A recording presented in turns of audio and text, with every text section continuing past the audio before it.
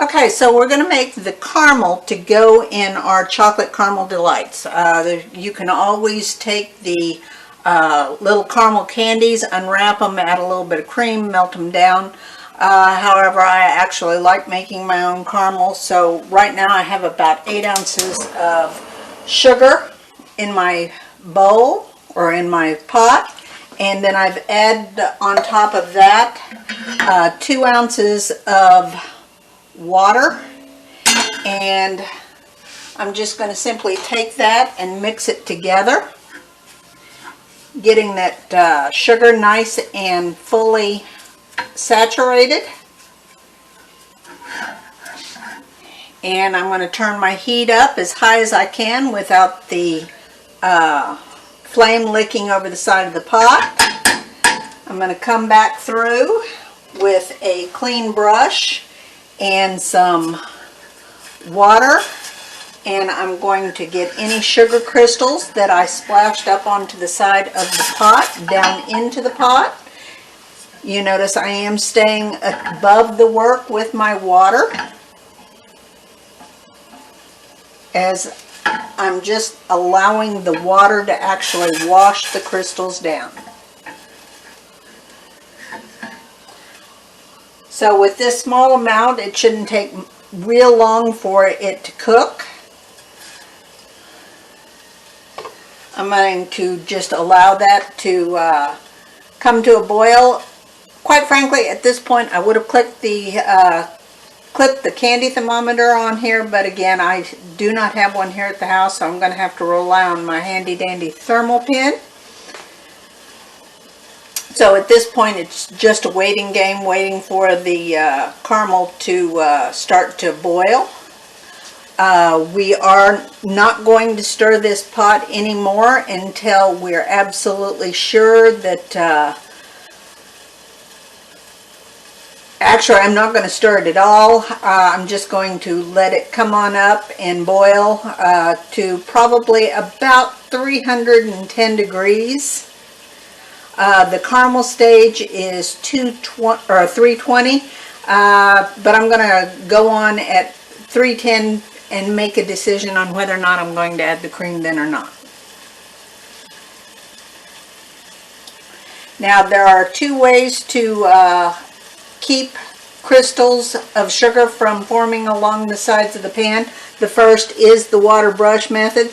The second is to just simply take a lid and put it over your pot, and the condensation that is being formed will cause the water to wash the sugar on down the sides of the pot. I like this method and I don't like the method. One thing I like about this method is it allows me to go and do other things. The thing I don't like about this method is I don't have my eyes on the sugar at this point. You notice it didn't really take it long for it to come up to the boiling stage. If, as you're cooking your sugar, you notice that scum is beginning to form on top of your sugar, just simply take a spoon and skim it or ladle it off.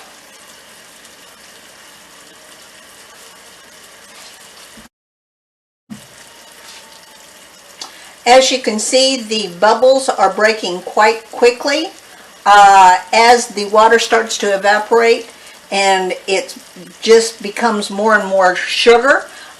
You'll notice that the bubbles will break a little bit slower because of the thickness of the substance or the solution in the pot. Okay, I want you to note that in the pot the bubbles are getting larger and they are breaking a little slower. So that means that the water is evaporating. Okay, as you'll notice over here on the side of the pot, I am beginning to see some brown color. I'm not quite seeing brown color over on the other side yet. The bubbles are getting bigger and they are slower to break. When I put my thermometer in,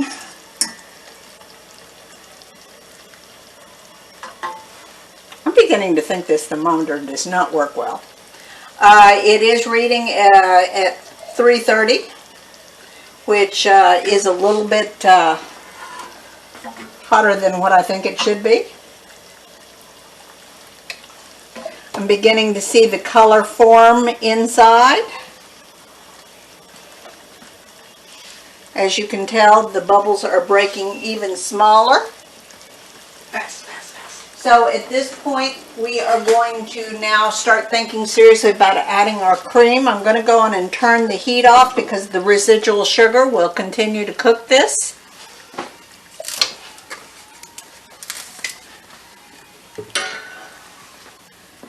This is cold cream, so I'm going to see some sort of reaction.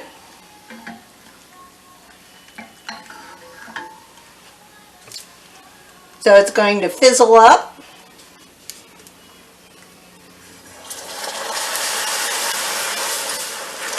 Put your hand out of the way of the steam coming off the pot. It is warm.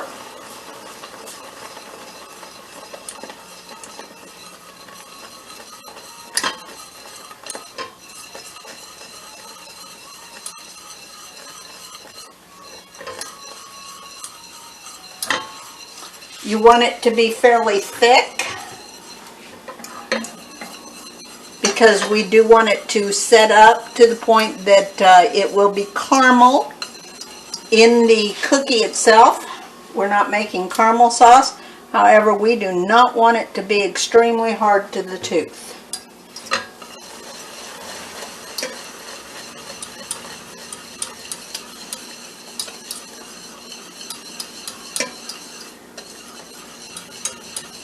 If it is a little bit harder than what you want it to be when it cools off, we'll just add a little bit more cream to it to soften it up just a little bit. But I think this is going to be perfect.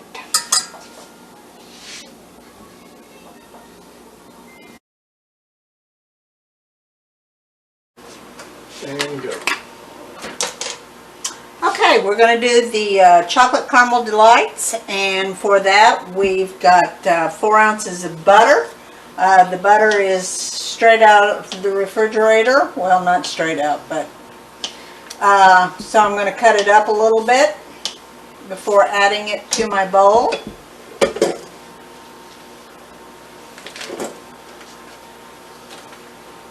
And I'm just going to let that run for just a minute.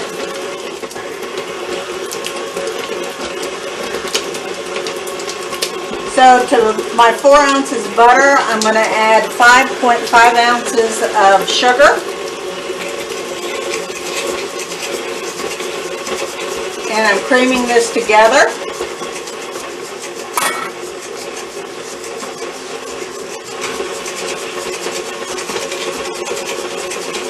I don't want to go light and fluffy, but I want to go a little bit past that paste stage.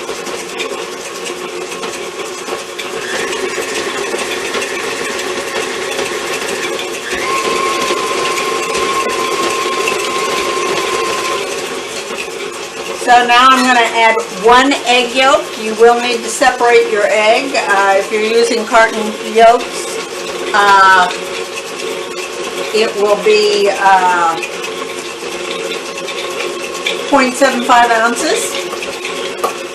So I've added my egg yolk, and I need 1 ounce of milk.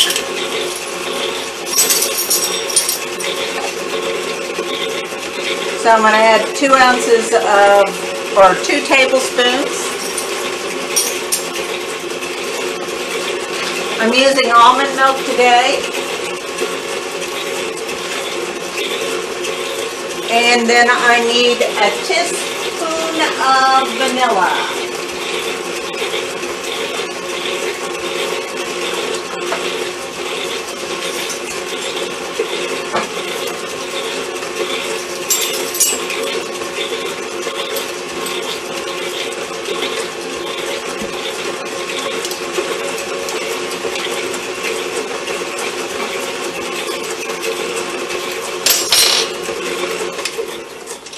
I'm going to scrape the sides and the bottom of the bowl.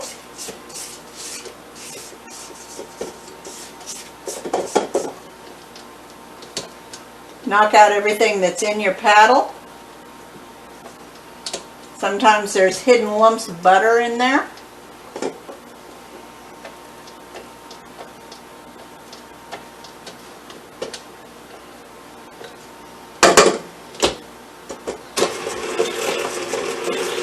I've got 1 cup of flour, and then I also have 1/3 of a cup of cocoa powder. I'm going to mix those together.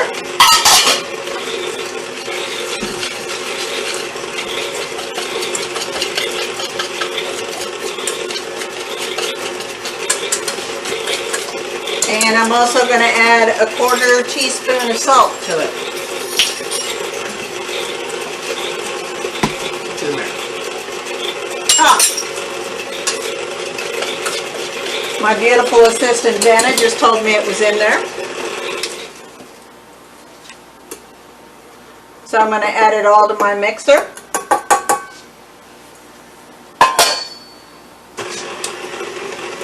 Turn it on. So again, 4 ounces of butter, 5.5 ounces of sugar, 1 egg yolk. It's a large egg yolk. 1 ounce of milk, 1 teaspoon of vanilla, 1 cup of AP flour, and 1/3 of a cup of cocoa powder, and 1/4 teaspoon of salt. I'm mixing it all the way to where I can't see anything other than one solid chocolate mass. I'm going to stop the machine and I'm going to scrape the sides of my bowl again, because I'm a scraper.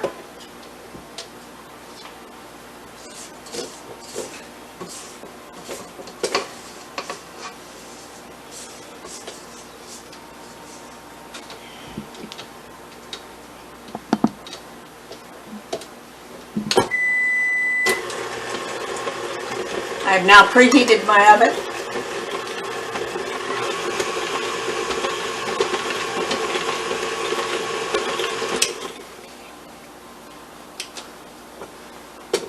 Okay, so now we're mixed all the way through. I'm going to take my dough, and it's a little soft, so I think I'm going to chill it for a few minutes. You're on. Okay, so the dough was a little soft and sticky, so I stuck it in the freezer for about 5-10 minutes. I'm going to scoop this with the number 70 scoop. This is going to give me about 1 inch ball.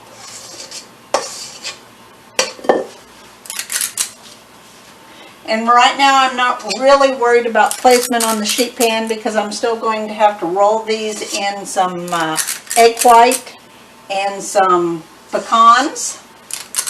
So right now I'm just scooping. This recipe will make about 24 cookies.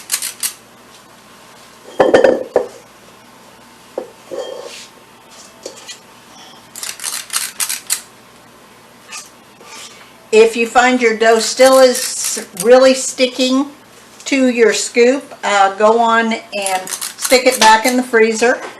Remember, cold fat tends to stick less than warm fat.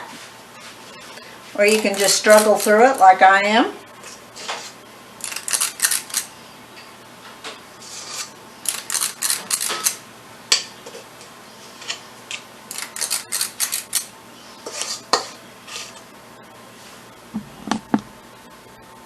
You're on. Doesn't matter. Okay, so I'm going to round the cookies and just lightly hold them in your hand. You don't have to press down and give them a lot of tension. The more you press down, the more you're going to end up wearing the cookie. So I'm just going to roll these in a little bit of egg white. I added just a little bit of water to my egg white, just to extend my egg white just a little bit. And then I'm going to roll them in a little bit of pecans.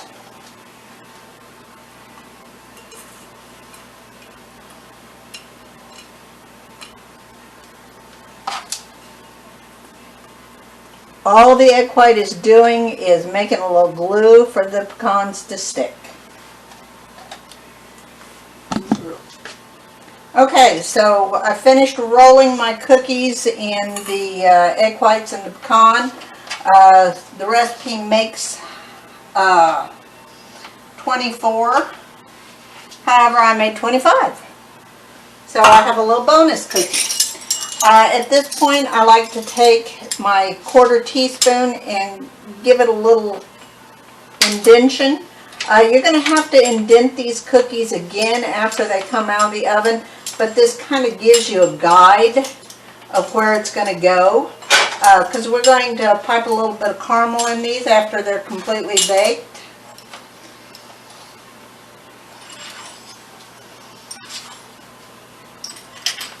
When I'm doing the indentation, I just take the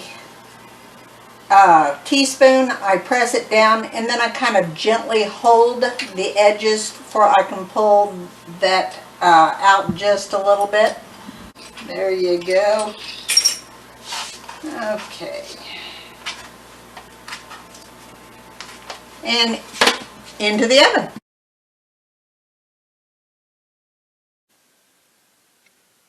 Okay, so there's our timer now. So I'm just going to pull those cookies out of the oven.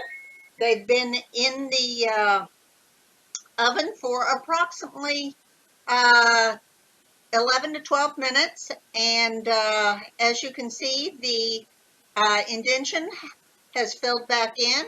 What causes that is the steam that builds up inside the cookie during the baking. So we need to reintroduce those cavities.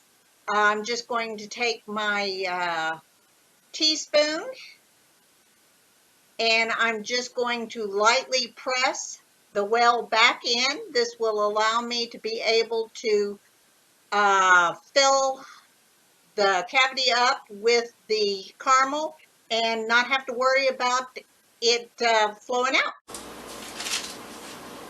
Okay, so now I'm going to make a parchment cone. I'm going to take the triangle. I want the point of it pointing toward the sky. I'm going to lift one side of it, and I want it to slightly overlap. I'm going to lift the other side. I want it to slightly overlap on the other side.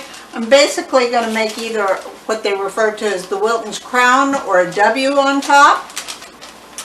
I want to manipulate it to where there's no hole, and then I'm going to fold it under and crease it.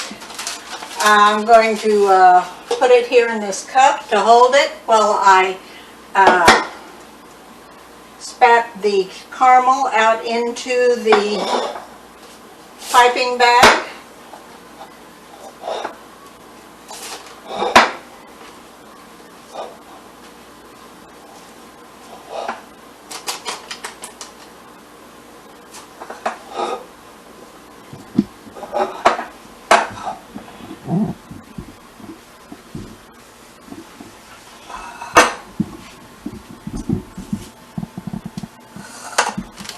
I'm going to take the bag,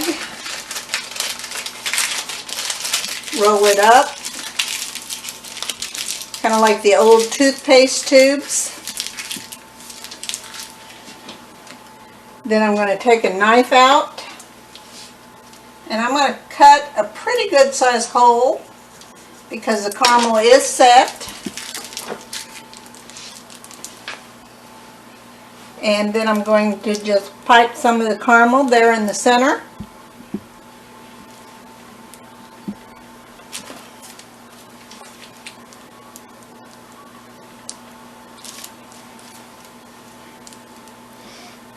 And while I'm piping the caramel, my lovely assistant is going to stick my half a cup of chocolate chips and my teaspoon of shortening into the microwave. And we're going to stick it in the microwave probably about 30 seconds at about 15-20 seconds blast. Because remember, chocolate will not move until you move it.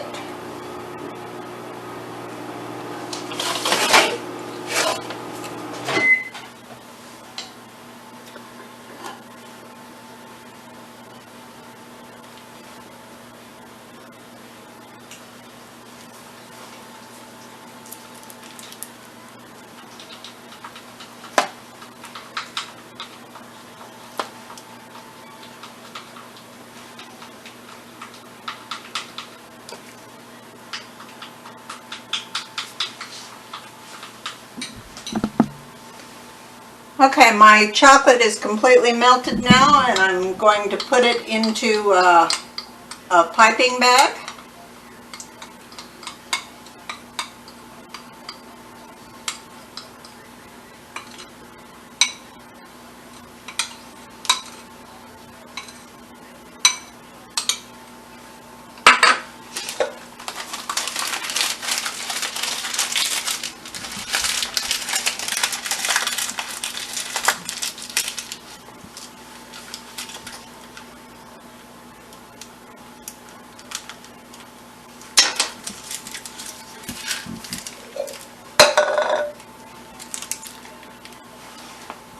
And then I'm just simply going to stripe the top of my cookie